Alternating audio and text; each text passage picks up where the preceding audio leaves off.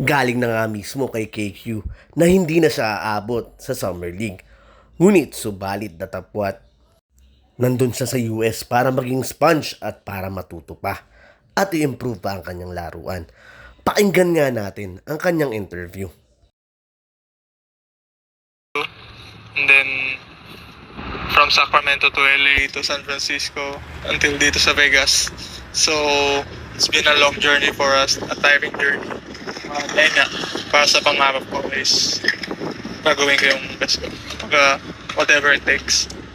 I think may couple of workouts pa ako with the official Milo and some local trainers, but I don't expect naman na kaya ko pa makapasok sa Summer League kasi it's too late na.